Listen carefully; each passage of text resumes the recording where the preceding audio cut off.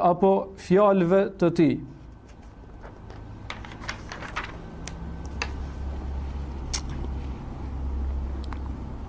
Prej dobive që na jep njohja e Muhamedit sallallahu alaihi wasallam është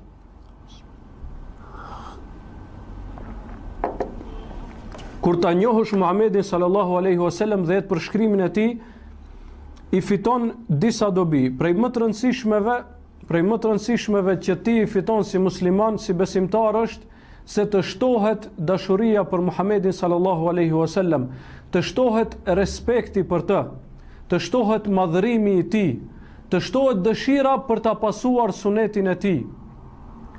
Dhe nuk ka mundësi që në këto pika të jetë i barabartë ai i cili din diçka për të, e njeh si duhet atë, dhe ai i cili vetëm e ka dëgjuar si emër.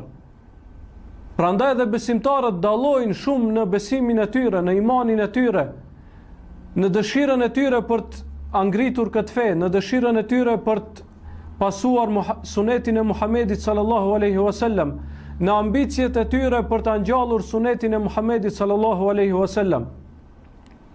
Pse? Sepse disa njohin shumë pak prej jetës së tij, prej gjendjeve të tij, prej mësimeve të tij, dhe disa njohin pak më shumë.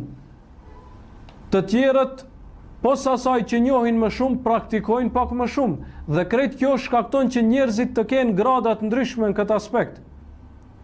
Dhe nuk u larguan muslimanët nga pozita krenare e cila u takonte atyre në këtë botë, pasi që u larguan nga suneti Muhamedit sallallahu alaihi wasallam dhe nga pasimi i rrugës së tij, dhe u futën në lloj-lloj bidatesh, në lloj-lloj shpikjesh, në metodologjinë e tyre, në besimin e tyre, në metodën e nxjerrjes së kuptimeve prej Kuranit famlart dhe në metodën e argumentimit në çështjet e besimit të tyre.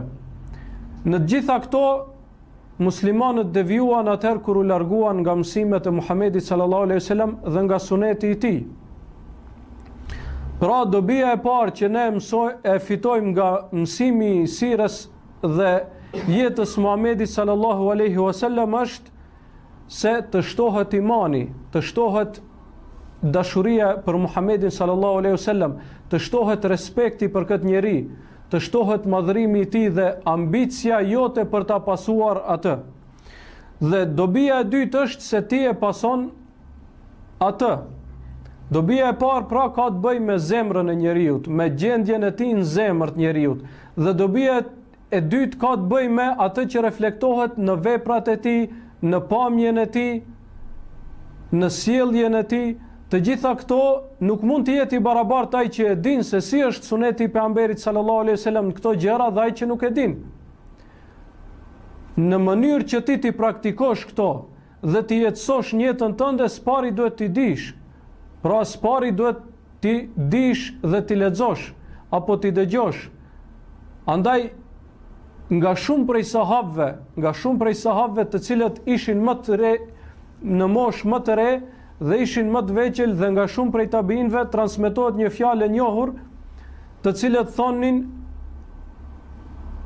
kanu yuallimuna al-magazi kama yuallimuna as-sura min al-Quran. Ata thonin, sahabët e mëdhej thonin, na i mësonin ngjarjet nga jeta e Muhamedit sallallahu alaihi wasallam, luftrat e Muhamedit sallallahu alaihi wasallam dhe shembujt nga jeta e tij dhe informatat e jetës së tij, pra u mësonin sahabët e mëdhej nxënësve të tyre, ashtu siç u mësonin suret nga Kurani famlart. Kjo tregon për vlerën dhe rëndësinë që ata i kanë kushtuar kësaj.